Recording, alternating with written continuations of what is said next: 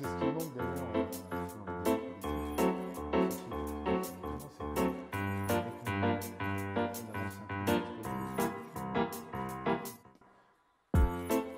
oui, c'est vrai, exactement. Ça parle de l'idée générale. Oui, non, ça s'arrête à des niveaux, ça. En même temps, c'est pas ce qui passe, malheureusement. Alors, oui, mais ça, certes, mais à un certain niveau. Alors, après, à la base, c'est sûr que, encore une fois, moi, je ne comprends pas tout.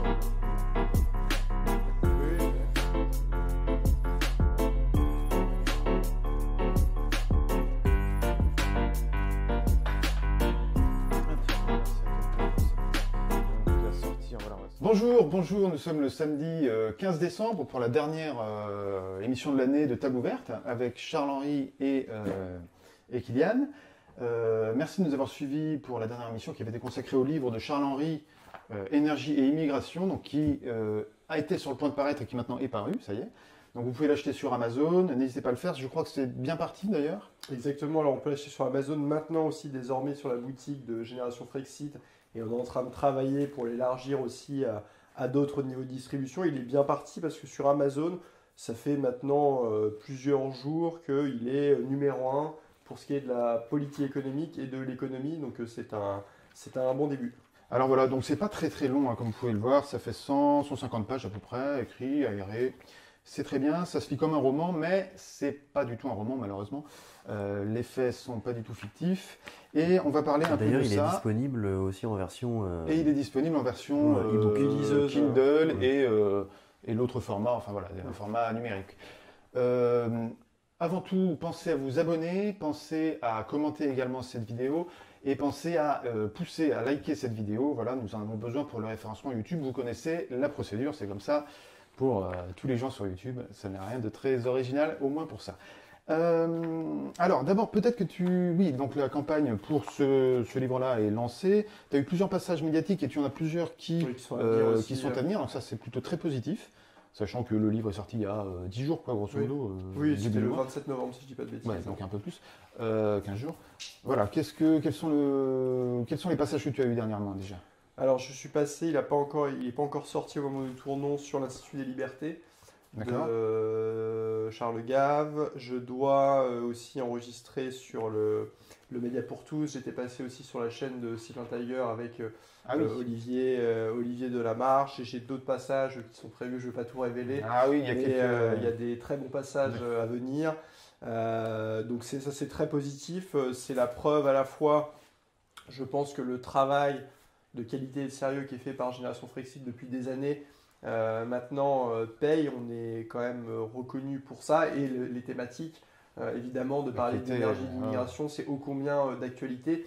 Et ça permet sur des thèmes concrets, fondamentaux en fait pour l'avenir de la France au XXIe siècle et au-delà, de rattacher aussi à la question de l'Union européenne. Parce que dans ce livre-là, finalement, je parle assez peu de l'Union européenne, même si je montre clairement que c'est un obstacle si on veut reprendre le contrôle sur ces deux thématiques essentielles.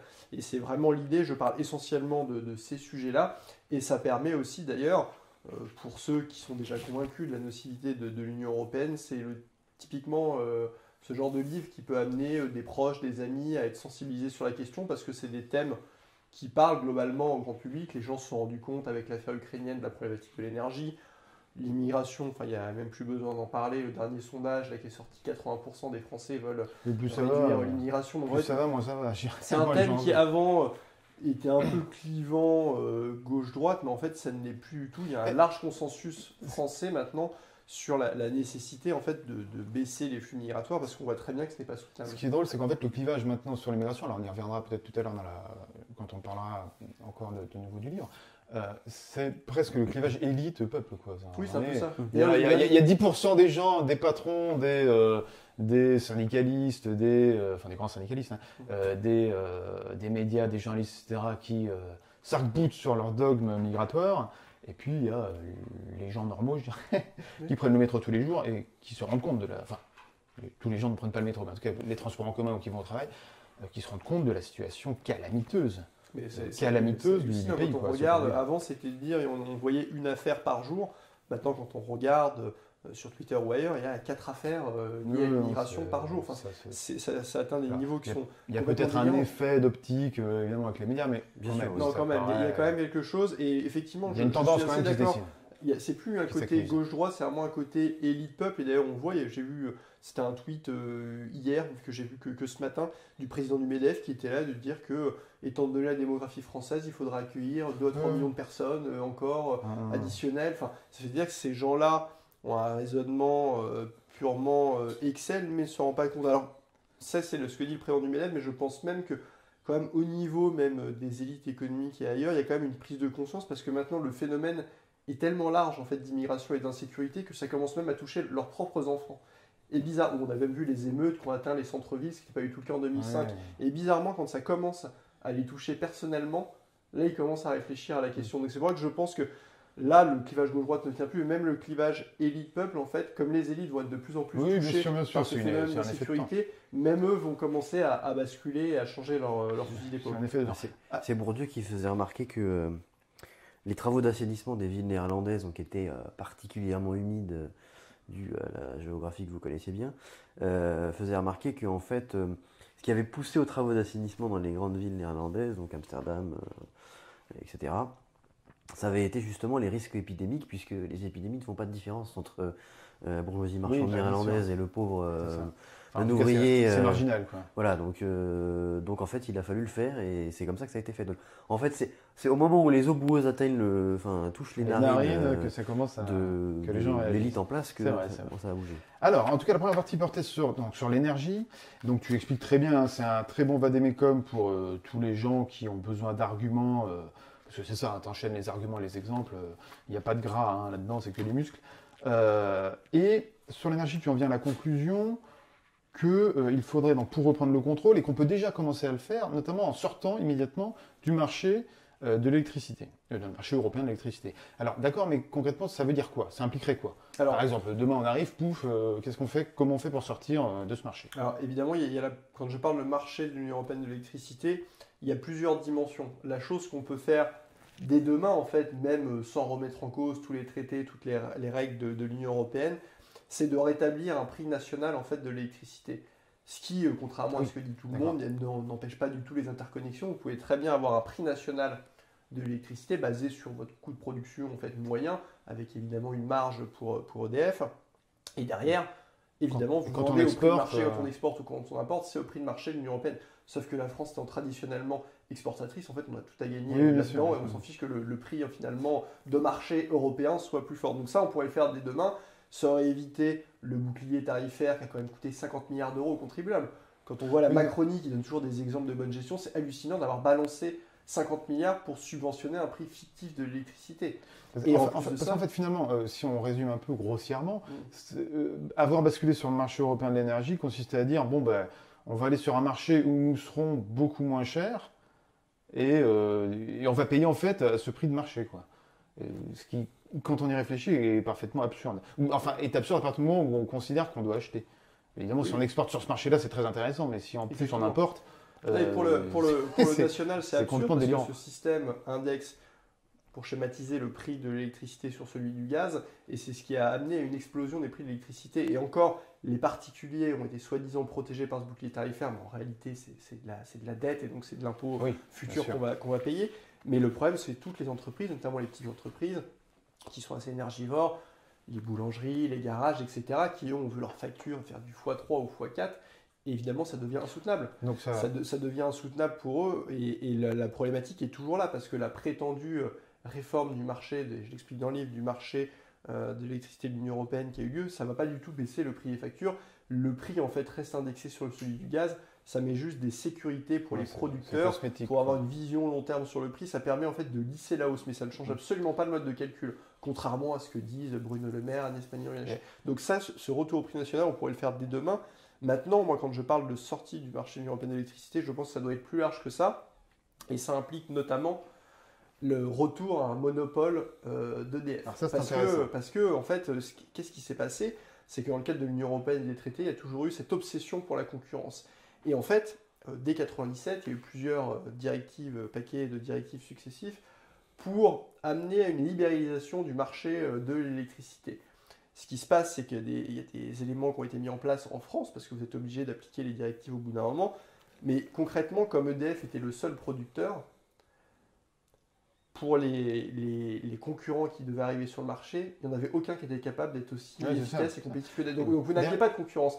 Et donc l'Union européenne a mis en demeure la France, ce qui a amené, après c'était à l'époque de Sarkozy, la loi NOM, qui a amené l'AREN. L'AREN, c'est quoi? C'est de dire, en fait, on va créer des concurrents fictifs à EDF en leur donnant des parts de production d'EDF. Concrètement, c'est qu'on leur donne 100 TWh d'électricité par an de l'énergie nucléaire à 42 € le mégawattheure. Et là, c'est là où il faut se rendre compte de l'absurdité, c'est que si on prend sur le long terme, le marché était plutôt à 60 € le mégawattheure. C'est-à-dire que vous avez des entreprises qui ne produisent pas 1 mégawattheure d'électricité, qui sont comme des traders, en fait, c'est des grands parasites qui achètent à 42, qui revendent à 60 sans rien faire.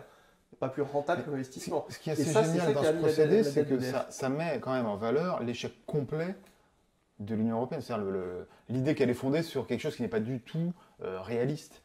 Puisqu'en fait, elle a été confrontée à un problème qui était que sur ce marché-là, et sur la production d'électricité, en fait, le plus rentable, le plus efficace était le monopole d'État. Oui, c'est-à-dire exactement tout ce qu'elle combattait, ce pourquoi elle a été créée. En fait, soit le modèle, soit ça n'aurait jamais dû être fait, et il y aurait dû avoir simplement des accords en matière d'interconnexion, qui peuvent se faire dans le cadre multilatéral, ce que font d'autres États. Ailleurs dans le monde, il y a des interconnexions. Entre le Canada et les États-Unis, il y en a. Enfin, la Suisse et les pays de l'Union européenne. La Suisse et les pays de l'Union européenne, la Norvège et l'Union européenne d'ailleurs.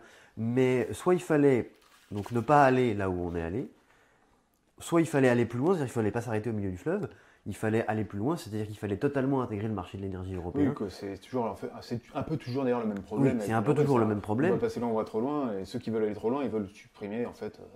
Je ne pense même pas que ça soit efficace, parce que typiquement l'électricité avec ses forts investissements long terme, etc., c'est typiquement un monopole naturel en fait. Et c'est clairement pas un marché qui doit être mis en concurrence. Et le problème de ça et de l'AREN, c'est, j'en parle dans le livre, je donne des citations de la commission qu'il y a eu au Sénat sur l'énergie. Proglio explique ça très bien. En fait, l'AREN, ça a coûté 3 à 4 milliards d'euros à EDF chaque année. C'est ce qui a amené la dette actuelle d'EDF à 64,5 milliards.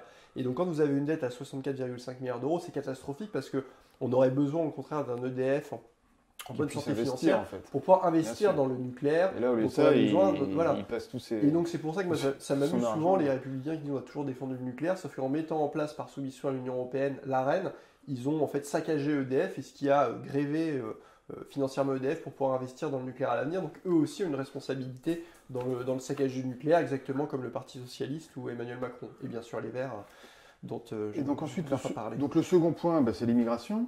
Là pareil, donc tu expliques, la dernière fois nous en avons parlé assez longuement.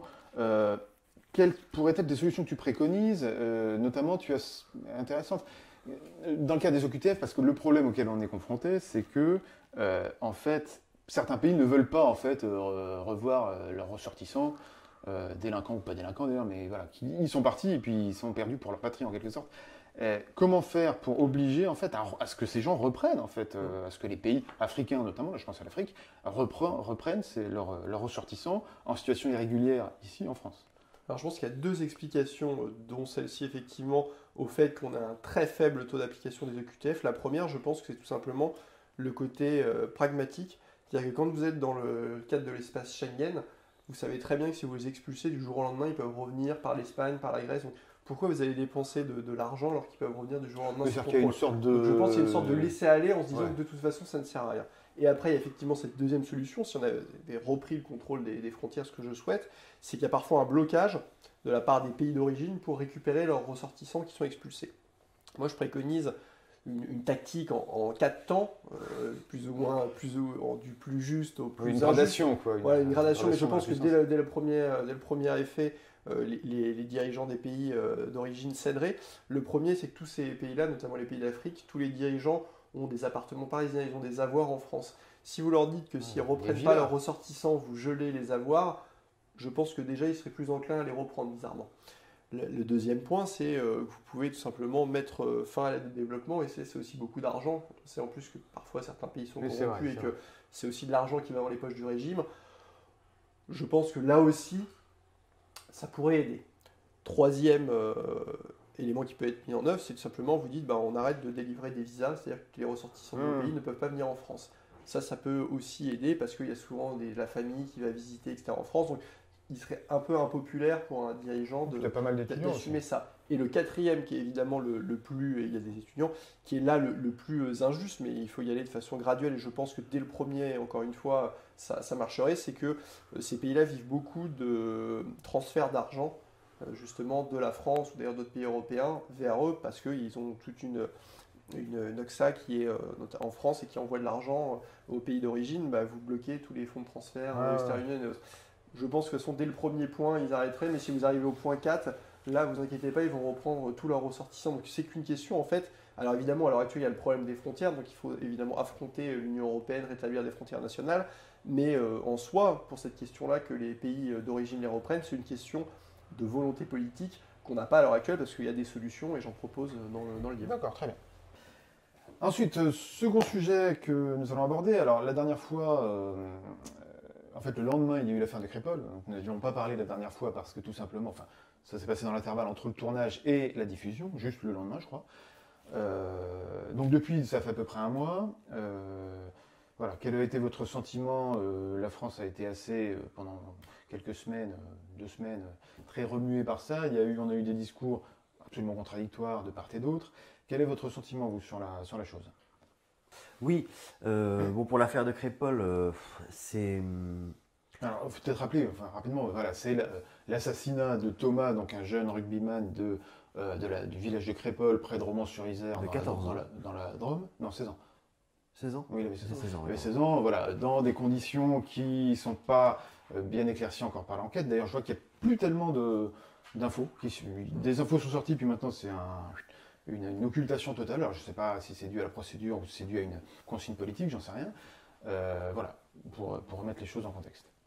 Mon sentiment, c'est que cette affaire donc a été montée en épingle de tous les côtés, hein. Cette affaire est, disons, symptomatique. Parce que elle est symptomatique d'une division de la société en fragments, pas forcément deux, hein, souvent on le présente de manière binaire, mais en fait il y en a plus que ça, et une incapacité à régler les causes sous-jacentes qui sont à l'origine de cette affaire. Bon, d'une manière générale, d'ailleurs la maire de Romans-sur-Isère, qui est menacée, l'a dit. En réalité, il y a un noyau de délinquance qui est devenu endémique dans un quartier, donc le quartier de la Monnaie à Romans-sur-Isère. C'est pareil dans les autres villes du coin, oui. À Valence. Ce sont quand même des villes en plus assez secondaires pour que les gens aient en tête. Romans-sur-Isère, c'est 20 000 habitants. C'est ça, on avait. C'est une sous-préfecture. C'est minuscule, on avait en tête ce genre de fait pour des grandes villes, les gens pensent à Seine-Saint-Denis, à Paris, à Marseille, etc. Là, on parle de petites villes. C'est ça qui est dingue, c'est-à-dire que le foyer de délinquance comme ça, endémique, touche maintenant des Alors c'est typique de la vallée du Rhône. Hein, mais, oui, c'est vrai que c'est quand même, à partir de cet endroit-là, surtout que c'est un couloir dans l'agglomération parisienne, de délinquance. L'agglomération parisienne a été structurée autour d'une ségrégation géographique. Voilà, on peut avoir côte à côte Saint-Ouen et puis après le Valois. Donc en réalité, ce genre d'événement arrive moins. Dans la vallée du Rhône, les populations se côtoient, en fait, elles se superposent. Et donc, surtout, ce que je vois surtout dans cette affaire, c'est le non-dit qui est présent, mais à gauche comme à droite. Hein. C'est-à-dire que la société devient obsédée par les mêmes questions que la société américaine, pas pour les mêmes raisons, à savoir la question raciale, c'est-à-dire que maintenant, à gauche, mais aussi à droite, mais dans une certaine frange de la droite moins visible, mais qui a toujours rêvé qu'on en parle comme ça, on ne parle plus que de ça, on est obsédé par cette question, donc on écarte toutes les autres questions au passage, la question sociale, ce qui arrange plein de monde, les questions économiques aussi, les questions de souveraineté, les questions de démocratie, on les écarte. Et l'autre sujet vraiment brûlant, c'est celui du maintien de l'ordre, qui est devenu qu'on n'est plus capable en fait d'assurer, c'est-à-dire que comme le maintien de l'ordre public, c'était fait principalement par des mesures juridictionnelles, extra-policières, et en fait même extra-politiques, c'était devenu presque anthropologique, la pacification de la société. cette pacification prend fin et on est devenu incapable d'y répondre. Parce que la résurgence de violence, nous sommes démunis en fait. on est démunis. Démunis, mais structurellement, c'est-à-dire pas seulement au niveau politique, bon, ça on le voit bien, mais ça pourrait se résoudre facilement, on va dire. Et on est démunis philosophiquement, quoi, structurellement, anthropologiquement. Et on le voit même dans Mentalement. les interviews qui ont été faites des habitants de Crépol, Une sorte de même stupeur. de la mère de Thomas. Oui, il y a une stupeur, une incompréhension. Comment est-ce possible? Comment peut-on en arriver là? Mais alors que d'autres parts de la population, pour d'autres parts de la population, c'est un non-événement. Oui, bien sûr, bien sûr. Bah, ça a été exprimé comme tel d'ailleurs, dans des termes. Voire même un passablement soutien. peu. Dans le quartier de la C'est Monnaie, il y avait oui. des tags Oui. limite de Oui, soutien bien sûr, à c'est l'acte. sûr. Enfin, Mais parce c'est- que je pense que dans ces quartiers-là, alors la Monnaie, je sais pas à quoi ça ressemble, j'y suis jamais allé, mais enfin, ce Romans-sur-Isère, c'est 20 000 habitants, la Monnaie, ça doit pas être beaucoup plus de 1000 ou 2000, quoi. A J'imagine. priori, peut-être un peu plus, mais. Donc on a quand même, c'est pas non plus, tu vois, pas un truc énorme, quoi. Non. Mais ça veut dire que c'est complètement enquisté, quoi. Il y a une Culturel, sensation, enfin voilà, d'entité en quelque sorte étrangère, quoi, Oui. d'enclave étrangère. Alors, pas au sens strict administratif, mais au sens mental, à nos portes, quoi. Alors, Et partout, en fait. c'est intéressant parce que tu parles d'enclave étrangère et donc tu fais encore référence, tu pars encore du référentiel national. Oui, bien Savoir sûr. que la construction des nations européennes, au fil du temps même,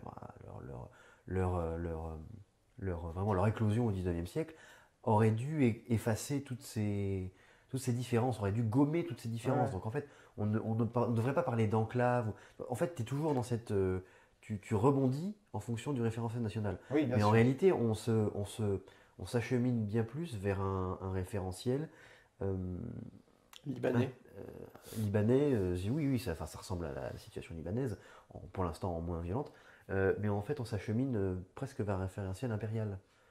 C'est-à-dire que les populations ne sont plus unies politiquement par un sentiment d'appartenance à un groupe qui va créer une entité politique pour manifester cette appartenance, mais par un appareil administratif dont le seul objectif est sa survie. Alors, par l'appareil administratif, là encore, je ne fais pas référence à l'État, puisque l'État a été construit dans le cadre national. Donc en fait, on est dans une forme de diffraction entre ce que nous avons construit et ce qui advient, et on est incapable d'y répondre. Mais ça se voit sur la question de la délinquance, la question de la criminalité, la question de l'immigration. On n'arrive plus à y répondre, parce que en fait, on change de monde. On change de monde à cause de quoi? Moi, je pense qu'il y a une forme aussi quand même de lâcheté, et je souscris à ce qu'a dit Kylian sur l'effet libanisation, éclatement, et le fait qu'on ne réfléchit plus finalement que sur la question raciale, alors que ça pose une problématique plus large, et que c'est pour moi la question migratoire, même plus que raciale, dont on devrait traiter. Mais ce qui m'a frappé, c'est le récit médiatique en fait qui a eu lieu, et on voit que le pouvoir, quelque part, est là aussi en panique et ne sait pas comment agir. Et tout le récit médiatique a eu tendance à vouloir atténuer, voire dire que finalement, c'était pas grand-chose. Ça avait commencé dès le départ, il faut quand même se rappeler. Oui, on parlait On d'un nous a mix, dit que c'était une rixe. Mm. Mais en fait, quand il y a des gens qui débarquent avec des couteaux, les hommes de couteau, c'est pas une rixe, c'est une attaque, quoi. C'est une attaque en règle, c'est une razzia, on l'appelle comme on veut, mais c'est en tout cas pas une rixe. Et après, finalement, le récit, le fait que Thomas était une victime a été ancré par tout le monde. Il y a eu la marche blanche et direct, première analyse. Alors c'est un élément, on n'a pas eu tous les témoignages qui remet en cause ou qui dit qu'il y aurait peut-être eu provocation. Ça a directement été mis en avant médiatiquement pour essayer de dire finalement peut-être qu'il ne serait pas tout blanc, Thomas. Et qu'il y aurait des provocations. C'est l'édito de Patrick Cohen qui était hallucinant. C'est-à-dire que ça me faisait penser un peu ceux qui disent une femme violée, elle avait une jupe un peu courte. En fait, j'ai envie de dire qu'il y ait eu provocation ou pas, ça ne change absolument rien. On parle d'un bal où il y avait des gens qui souhaitaient s'amuser. Et il y a des gens extérieurs à ce bal qui n'étaient visiblement pas invités, qui sont venus avec des couteaux. Ces gens qui sont venus avec des couteaux, d'après tous les témoignages, il y a eu une très bonne vidéo de Vincent Lapierre là-dessus. Visiblement, ils sont venus et quand ils tailladent directement les mains du vigile d'entrée, on vient pas pour passer une bonne soirée ou pour s'amuser. Oui. On vient très clairement pour en découdre et peu importe qu'il y ait eu provocation ou pas derrière. C'est-à-dire qu'on essaye de renverser complètement la culpabilité et d'atténuer tout ça pour dire que finalement, peut-être qu'il aurait bien cherché, ce sont des jeunes sympathiques qui venaient passer une bonne soirée. Enfin, c'est des En fait, je trouve ça hallucinant. On et essaie d'un décalage. d'égaliser deux choses qui sont très très différentes.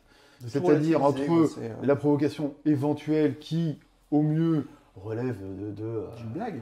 Oui, enfin voilà, c'est anodin en fait. En fait, c'est anodin.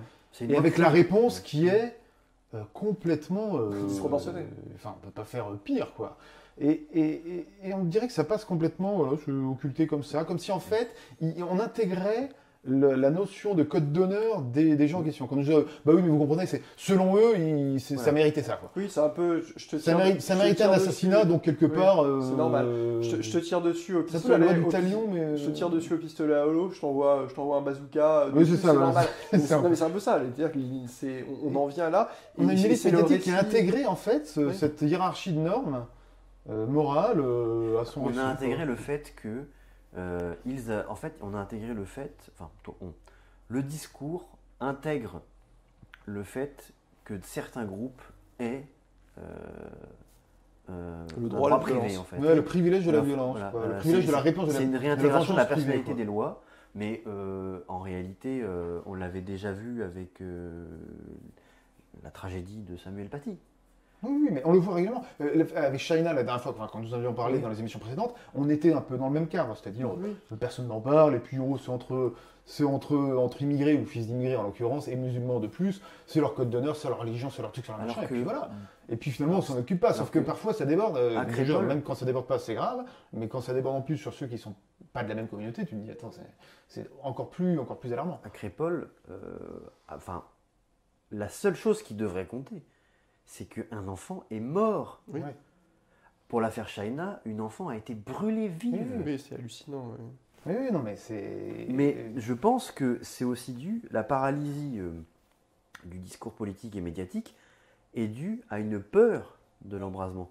C'est-à-dire qu'ils savent très bien que la situation pourrait très facilement basculer dans le hors de contrôle. Et on a vu lors des émeutes qu'ils n'étaient pas capables de le gérer, Oui, accessoirement. en tout cas de le résorber rapidement. Et ils en sont terrifiés. Oui, je pense effectivement.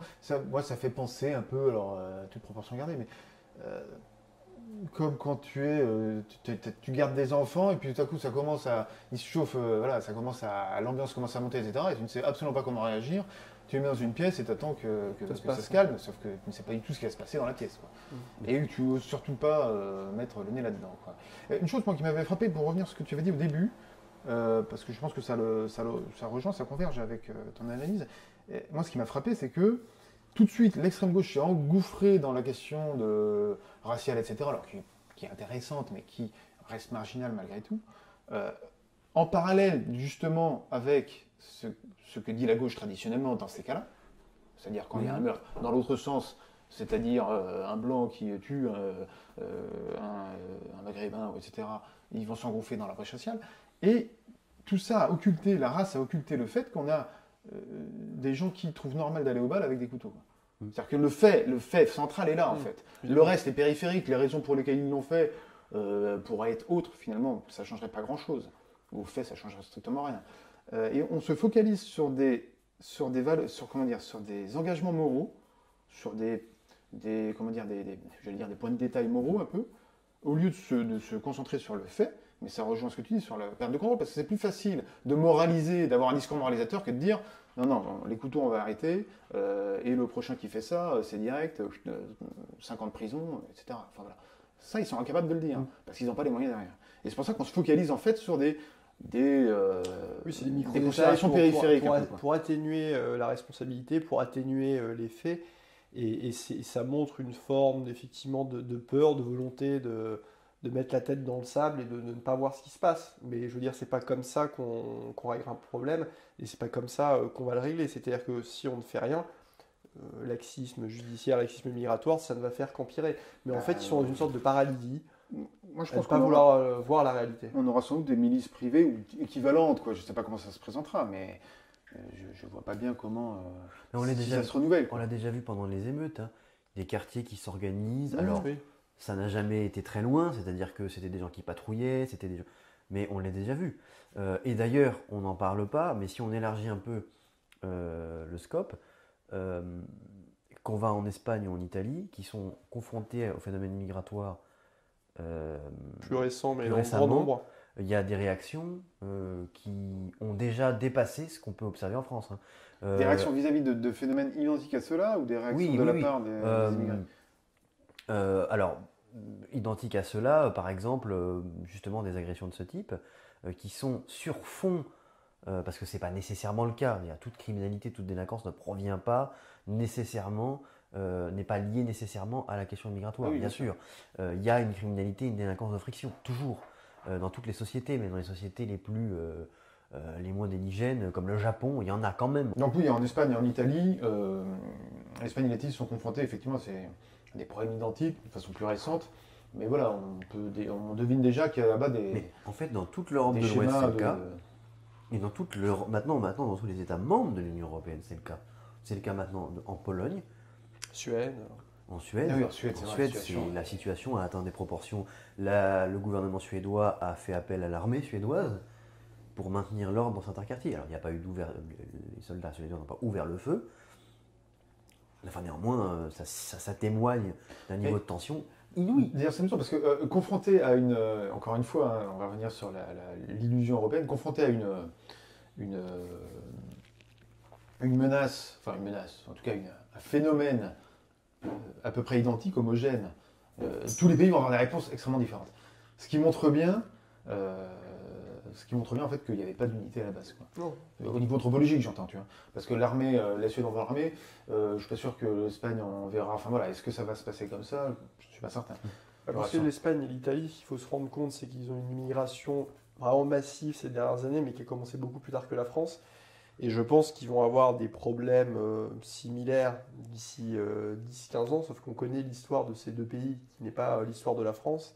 Et je pense que ça peut très mal se passer dans ces pays-là, avec une réaction des populations autochtones, si j'ose dire, Ouais, qui c'est un sera mot violent, bien quoi. plus violente que ce qu'on connaît, à mon avis, en France. D'accord. Et bon, voilà, en France, on est un peu dans l'expectative. Je sais pas très bien, en fait, comment les choses peuvent tourner sur ces questions-là, en tout cas. C'est pas forcément un tel niveau d'attentisme et donc d'encaissement des événements n'est pas une bonne nouvelle. Parce que c'est surtout le signe Faiblesse. d'absence de soupape en fait. Mmh. Et aucun événement ne semble pouvoir adoucir la situation.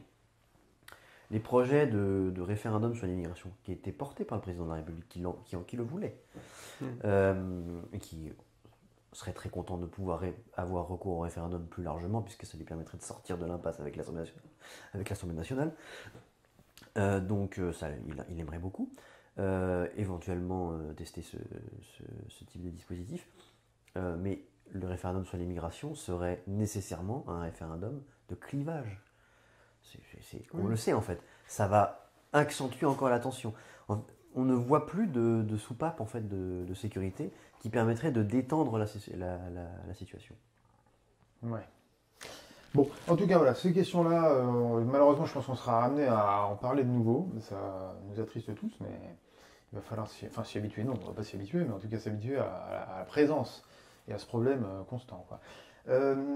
Bon, mais on va s'amuser un peu et on va parler de ce qui nous attend bientôt dans 6 mois, là, non, un peu plus, 7 mois, les JO.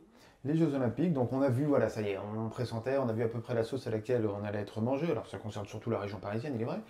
Mais enfin bon, de façon générale, ça montre l'impréparation complète de la France, en fait, semble-t-il en tout cas, pour accueillir cet événement. Alors, en plus, dans l'atmosphère qu'on vient de décrire, ce qui quand même pourrait ça montre quand même le montrer l'effondrement complet de la France. Moi, j'ai un peu la crainte que j'ai, c'est que ça montre que la France est à nu, quoi. Là, ça montre le niveau de déliquescence parce que pendant des années, même jusqu'aux les années 2000 voire 2010, la France était une référence dans l'organisation d'événements, On a fait la Coupe du Monde 98. On se souvient en 92 à Berlin, ça avait été une référence dans. Alors c'était pour la cérémonie d'ouverture, mais de façon générale, ça avait été une référence dans les Jeux modernes. On a accueilli beaucoup d'événements internationaux et là on voit que c'est au contraire la panique et ça montre le degré d'impréparation. Je veux dire, dans les JO précédents, il n'y a aucune ville qui a voulu mettre en place parce que au niveau des transports, comme les transports sont déjà saturés, vous allez faire un télétravail obligatoire parce que sinon vous vous rendez compte, les gens ne vont pas pouvoir aller aux épreuves parce qu'il y aura trop de monde dans les métros, c'est-à-dire que même les transports en commun ne sont pas calibrés pour. Vous avez aussi, mine de rien, l'idée de confinement pour les JO, je pense une sorte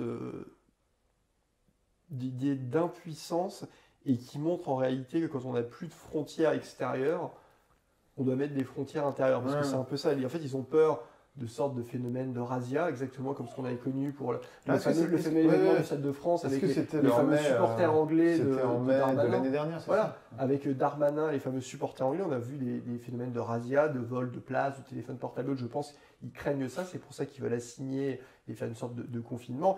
Et ils craignent évidemment, là encore par l'absence de frontières et autres, ils craignent l'attentat terroriste, clairement, parce que je sais que on s'y habitue, mais encore, Dominique Bernard, c'est encore un attentat terroriste, et on a des attentats terroristes très fréquemment maintenant en France, et je pense que c'est évidemment ce qu'ils craignent.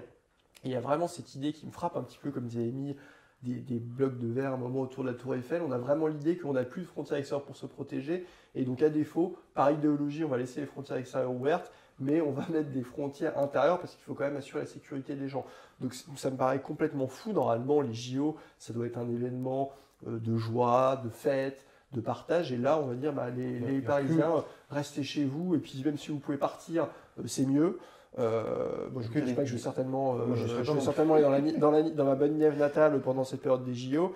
Et je ne serai pas là. Négatif, mais en fait, oui, c'est ça. C'est-à-dire que les Parisiens ou les Franciliens même ne vont même pas profiter des JO, qui sont quand même normalement un événement exceptionnel. Ça a tout du fiasco avant l'heure. En fait, effectivement, l'image de le guet-apens, tu sais. Oui. C'est une sorte de guet-apens qui se décide de plus en plus. Alors on a vu, en plus que, en dépit des promesses qui avaient été faites, c'était dans le cahier des charges, remis par la France au CIO, les transports devaient être gratuits, accessibilité générale, etc. En fait, non, pas du tout. On va devoir ils vont le monter à 4 euros et le Louvre va augmenter. On a vraiment l'impression tout va augmenter. Il faut saigner les touristes. Tout va augmenter. Alors, ça fait vraiment cette image. Ça rend vraiment une image détestable à ce point de vue-là, parce que ça fait on vous invite, mais vous payez tout le repas. Donc c'est une invitation à vos frais en quelque sorte. Et puis surtout, nous on s'inquiète du fait que ça pourrait ne pas descendre. Voilà. Parce qu'une fois que c'est là. Mais la RATP est quand même très endettée, alors bon, je ne sais pas dans quelle mesure. Non, mais déjà, ça permet effectivement, tu parles de la RATP, mais au-delà même de toutes les questions liées à la délinquance, liées aux problèmes terroristes, l'agglomération parisienne, qui représente 1/6 de la population de la France, l'Île-de-France, qui est la région la plus riche de France et même de l'Union européenne, est écrasé sous son propre poids, parce que son réseau de transport public ne parvient plus à suivre le rythme de l'augmentation de la population. C'est une catastrophe.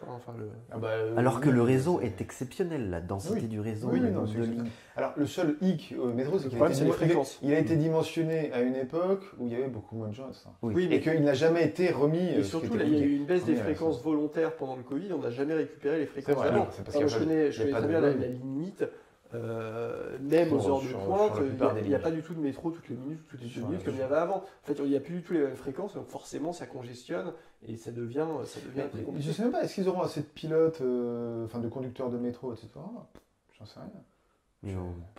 Je ne vois pas. À l'heure actuelle, il est impossible de mettre, on va dire même 15% de plus. C'est compliqué, on a aussi le temps de recruter, de former les gens, c'est les former. Les gens dans le métro. Et ce qui est terrible, c'est que. Mais ça aurait dû être anticipé, c'est toujours pareil. C'est quand même un niveau de préparation. Les JO ont été accordés il y a des années. C'est pas comme si on découvrait il y a 1 an qu'on allait organiser les JO. C'est quand même un problème d'anticipation et ça, effectivement, ça prend du temps. Pratiquement, faut pas raconter n'importe quoi, mais ça aurait dû être anticipé, ce qui n'a pas été fait. Et en plus, faut pas oublier que l'aéroport international qui relie donc Paris au reste du monde, Roissy-Charles de Gaulle, est très loin de la ville-centre. Et donc, il faut venir jusqu'à Paris et que le seul moyen... maintenant, il y a une ligne secondaire express là, qui est privée et qui est très chère. Mais le moyen conventionnel pour venir, c'est le RER D.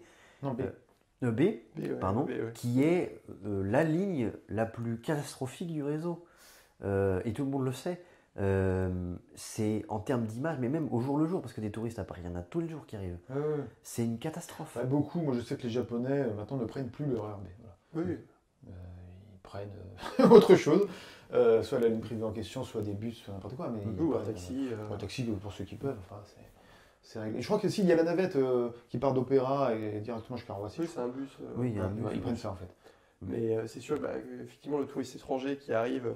Par Mais le pour un RER B, japonais, c'est incompréhensible. Hein. Le Oui. touriste étranger qui arrive à Paris par le RER B à Châtelet, c'est sûr que l'image de la France est quand même assez Oui. particulière.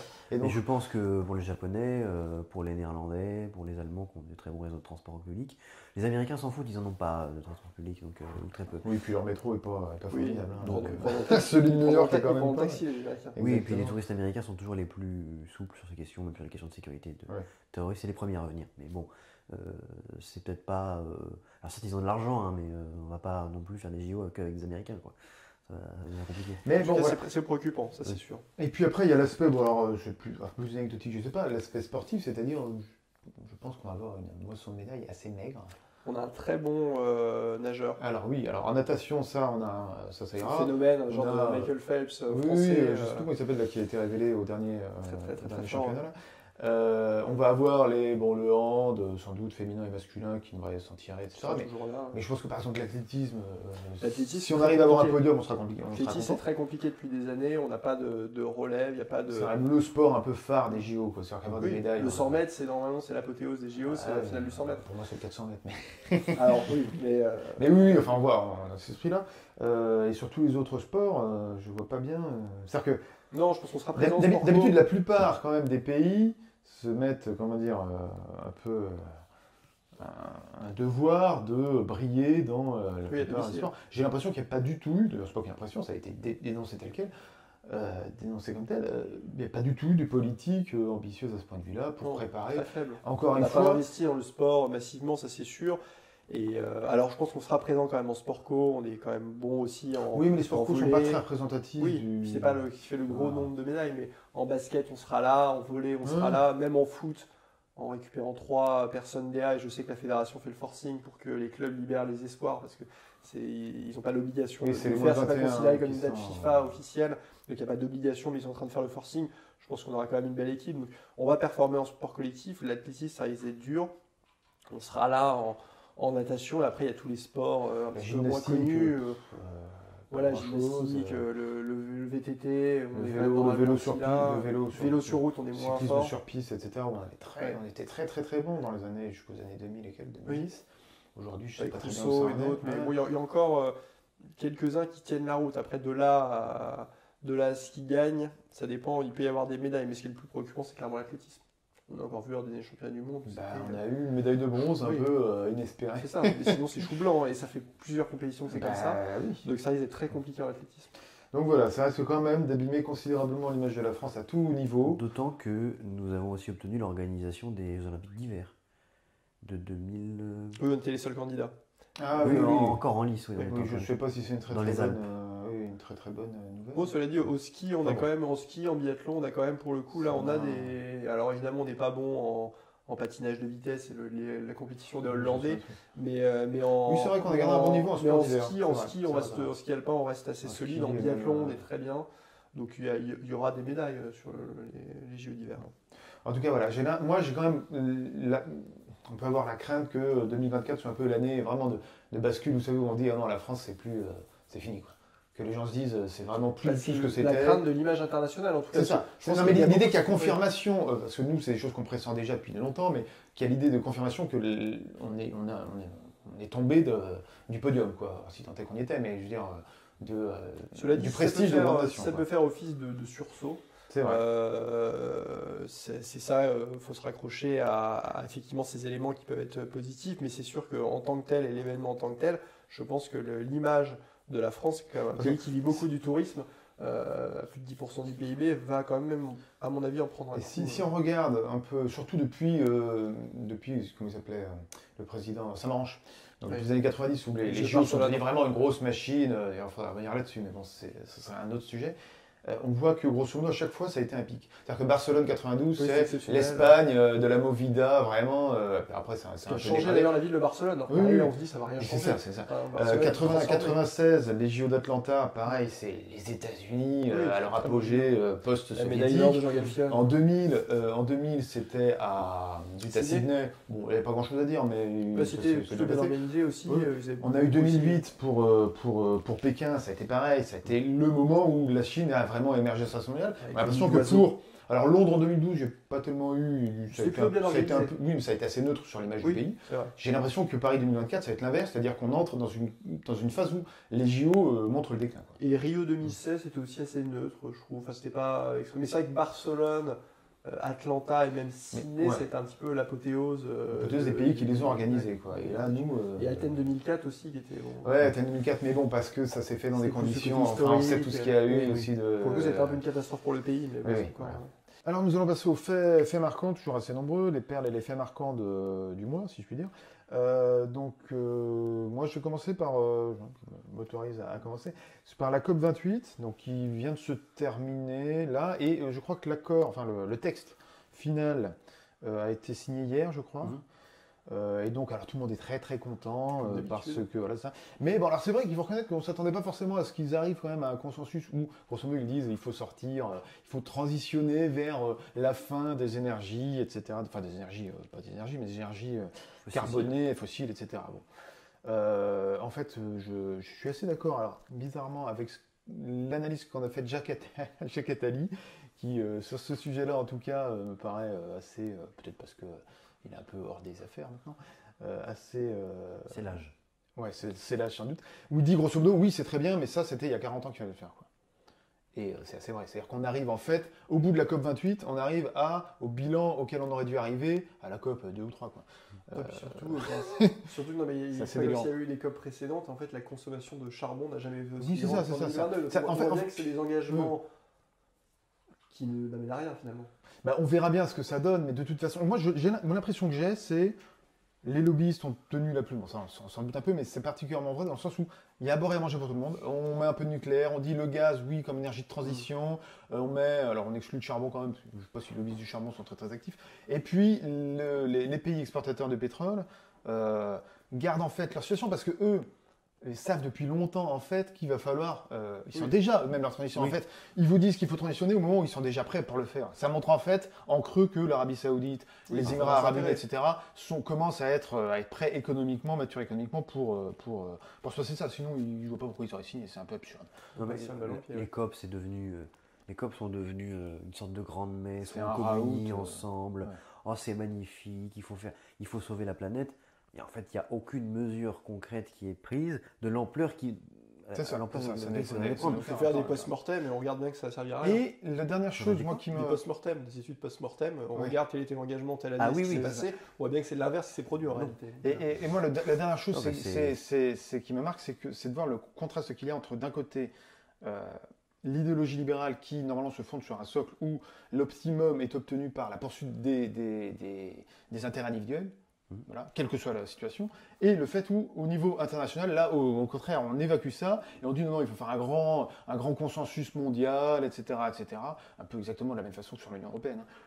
C'est-à-dire qu'en fait, là, on change de paradigme mental, et puis on crée comme ça de grandes entités qui ne servent à rien, qui ne mènent pas à grand-chose, alors qu'en réalité, il faudrait, par exemple, la France devrait elle-même donner l'exemple, et commencer tout de suite. Alors, on a vu avec le nucléaire, nucléariser à fond notre source d'énergie, enfin notre approvisionnement d'énergie, cesser les accords de libre-échange, en même temps on a signé avec la Nouvelle-Zélande, etc. C'est-à-dire montrer l'exemple, il n'y a Oui. que comme ça que ça marche. Là, Et si on voit exemple. que la France fonctionne Comme en ayant ça. réduit son empreinte carbone, les gens diront, ben, en fait ça fonctionne, faire il la faut le même faire, chose. c'est Oui. tout. Dès que tu as un basculement comme ça de monde, le premier qui commence, qui sent le coup et qui le fait au bon moment, il tire le jackpot. Il sert des C'est toujours comme choses. ça. C'est jamais effectivement C'est un toujours grand comme ça. accord. Sur les grands voyages, les grandes explorations du 15e et du 16e siècle, c'est ça qui s'est passé. Le premier qui a dit, Christophe Colomb, là, c'est une parenthèse un peu, c'est une analogie un peu lointaine, mais on comprend. Christophe Colomb allait voir le roi de France qui lui dit non, j'ai autre chose à m'occuper. Il allait voir les rois catholiques qui ont dit oui, on finance, pouf, ben voilà. Et du coup, il y a eu le siècle d'or espagnol ensuite. Ben, nous, c'est pareil. La France a sa carte échouée là-dessus. dessus en commençant toute cette transition sans s'occuper de COP et de je sais pas quoi. Enfin, Oui. tout ça est grotesque. Ça, à mon avis, parfaitement grotesque. Alors, ma perle, c'était ce qui s'est passé au lycée Averroès à Lille, Ah oui. qui est un lycée islamique. Lycée privé sous contrat. Exactement, C'est ça. islamique. Et en fait, ce qui m'a amusé, c'est la réaction de la LFI, parce qu'on sait que c'est un lycée qui a des liens avec les frères musulmans quand même. Et ce lycée, du fait de ses liens, du fait de l'enseignement qui est effectué là-bas, va perdre sa convention. Et on a vu tous les cadres de la France Insoumise, Adrien Quatennens, C'était les trois députés qu'ils ont en fait Exactement. dans le Nord, je crois. qui se sont Oui. scandalisés. Et donc, c'est-à-dire qu'ils en sont quand même dans l'espèce de Ah ouais, non, délire c'est génial. électoraliste Ils sont et formidables. communautariste à défendre un lycée qui idéologiquement est tenu par les frères musulmans. Donc là, Adrien Quatennens qui était Mais censé représenter ils défendent une époque- l'enseignement. En fait, ils se retrouvent à défendre Privé, l'enseignement oui. privé. Religieux. religieux. Non mais religieux en plus, c'est l'extrémisme. C'est- quoi. Oui, Et non, c'est- c'est. Et c'est-à-dire que Adrien Quatennens qui était censé être le héros à l'époque plutôt la partie Ah de la bah, LFI, Il s'est pris une sacrée claque. laïque, etc. Oui, là, ça en a pris une sacrée claque. C'est le retour de bâton. il est rentré dans retour le de rang, bâton. Et là, en fait, on voit que LFI est devenu complètement, enfin, on comprend leur stratégie. Il n'y a pas besoin en fait de parti musulman en France, il existe et Oui, ça c'est devient ça. la LFI en fait, Oui. qui devient vraiment le relais d'opinion et un parti Parce que- communautariste qui passe son temps en fait à défendre. Imaginons la même chose, je sais pas, avec les lycées. Il y a un collège comme C'est ça un en Vendée oui. qui s'appelle, je sais plus comment il s'appelle, mais enfin bon, il y a plein de lycées dans ces coins-là qui sont qui sont catholiques, et puis dans la droite lignée de l'enseignement catholique. Imaginons qu'il y ait eu le même scandale à ce moment-là, Je on pense aurait pas vu que- Mélenchon. je pense pas que la LFI serait Ouais, venue. Mélenchon serait bien, Quoi- regarde, vous voyez, quoique, enfin, Mélenchon- la religion est l'opium du peuple, le Oui. catholicisme est Quoique, mais- une ça aberration. va Quoique Mélenchon, quand le pape est venu à Marseille, s'est fait défenseur. Oui, C'est vrai, du c'est vrai souverain que- Oui, mais pontife. pourquoi il n'a pas été défenseur surtout? Parce que il a été défenseur sur la partie immigration, Oui. parce que le pape a tenu le discours habituel, il faut accueillir les plus faibles, etc. Mais évidemment que Mélenchon n'a rien dit quand il parle d'avortement. Ah non, ah non. Donc évidemment, Mélenchon, il sélectionne, choisit. il choisit, et effectivement, dans son même délire communautariste, évidemment, il va être dans la défense coûte que coûte de l'immigration, ce qui est en plus une erreur de calcul, parce qu'il y a beaucoup de Français issus de l'immigration qui comprennent bien justement que le phénomène n'est pas tenable, que l'immigration de masse n'est pas tenable et En même plus, nuisible pour eux. Et Fondamentalement, donc c'est fondamentalement, les- l'immigration qui arrive en France est réactionnaire au sens de nos critères à nous. Oui. Ils sont pour le patriarcat, si je veux dire, quand c'est pas pour la polygamie parfois, pour un abaissement de la place de la femme, pour la suppression de la laïcité. Enfin, ils accueillent des gens qui nient tous ceux C'est qui sont l'inverse censés de ce qu'il défendre. était censé Ouais. défendre, mais c'est eux qui va défendre en priorité par C'est ça. électoralisme. Donc Ouais. on est rentré dans une sorte de schizophrénie assez magistrale de la LFI. Ça m'a vraiment amusé cette, Bah, cette histoire du lycée Averroès. Mélenchon cite souvent cette phrase de Lénine qui disait que les capitalistes nous vendront la La corde corde pour les avec pendre. les- Bah, c'est exactement ce que fait la FI. Oui, en c'est fait. ça. C'est que- Ils achètent la corde avec lesquelles Voilà. on va les Ce prendre. sera les premiers pendus, c'est ça. certainement. Mais on voit que derrière, il y a un énorme cynisme.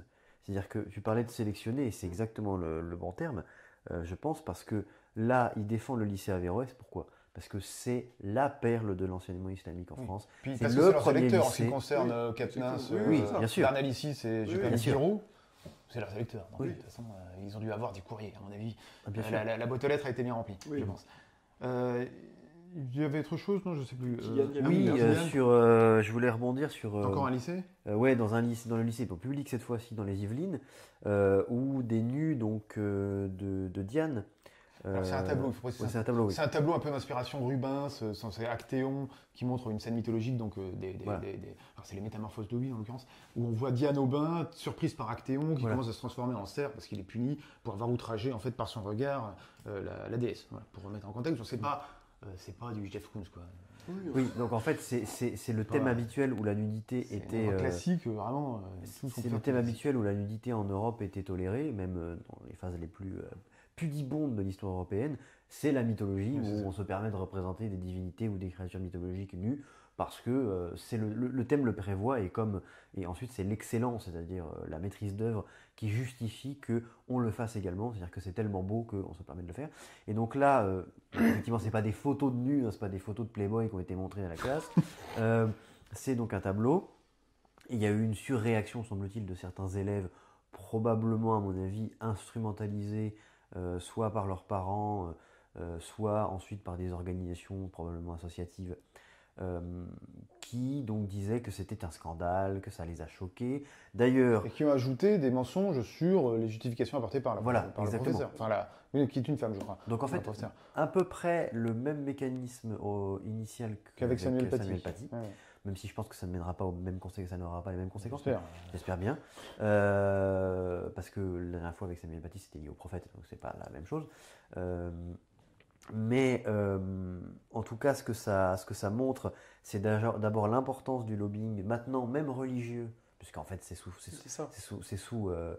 fond religieux hein, que ça se fait, islamique en l'occurrence, mais ça aurait pu, pour le coup, ça aurait pu être chrétien éventuellement, même si bon, c'est pas assez vif, enfin, il n'y a plus d'associations assez portées sur ces questions pour, Oui, pour la... ça a toujours été toléré. Oui. Ça a toujours existé dans les pays catholiques ou chrétiens et ça n'a jamais eu de chasse. Là, c'est la pudeur de la femme en plus, qui donc c'est une atteinte à la femme. C'est une atteinte visuelle à la pudeur de la femme qui a suscité une surréaction, à savoir que ça choquait les enfants. Bon, en plus, ce sont des collégiens.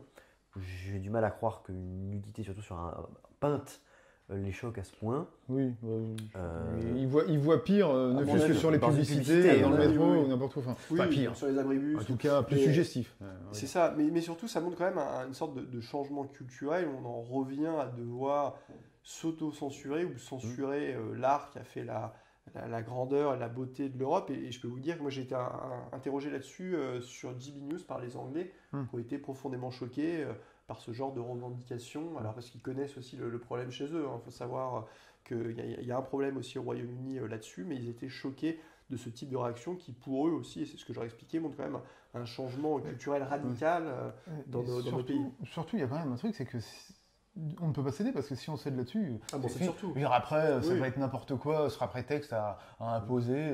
Oui, Voilà, c'est bah surtout. là, vous comprenez, le professeur est une femme et les élèves sont des garçons, donc ça va pas. Il faut qu'il y ait des professeurs hommes avec les. Puis ça serait bien si elle était voilée, puis enfin, on s'en sortira Oui, on jamais. rentre dans un processus de soumission, sinon qui n'en finit pas. En fait, on rentre dans un processus. Oui, on négocie. En fait. On négocie surtout. oui. Alors qu'il n'y a rien à négocier, surtout fait, surtout Mais sur ces questions-là. c'est ça qu'il n'y a absolument rien à négocier, parce que généralement, et c'est le cas, moi j'ai déjà été expatrié, j'ai vécu dans des pays étrangers, mais normalement c'est le processus inverse. C'est-à-dire quand on va vivre dans un pays, c'est à nous de nous adapter au pays d'accueil. C'est pas au pays d'accueil de s'adapter aux gens qui arrivent. bien En fait, sûr. et là, on rentre dans un processus inverse avec ce genre de Oui, délire. sur la question de l'art, c'est quand même intéressant parce que sur la question de l'art en particulier, il faut voir que l'art islamique est non figuratif. Oui. C'est-à-dire qu'en fait, si Enfin, on il devait. est devenu. Oui, bah, enfin, bon, la tradition. Donc, si on devait pousser ça encore plus loin, ce serait, il faudrait supprimer tous les tableaux quasiment de toutes les galeries Ah bah oui. pour On va satisfaire. fermer le Louvre. Enfin, qu'est-ce que c'est que cette histoire, quoi? C'est-à-dire que là, c'est un suicide. On est en train de se diriger vers un suicide complet. Au même moment où ouvre le civilisationnel, Louvre à Abu Dhabi. Enfin, Oui, c'est vrai. quelques années Il y a après déjà, l'ouverture ouais, du Louvre à Abu Dhabi. ouais. Ou des collections comprenant notamment des nus et en Mais tout cas des d'ailleurs- représentations humaines ont été exposées. D'ailleurs, beaucoup de tableaux, alors je ne sais pas si c'est des nus, mais des tableaux de maîtres flamands, des maîtres de la Renaissance, etc., sont possédés par les grandes élites Oui, dubaïotes, c'est clair. qataries, saoudiennes, etc.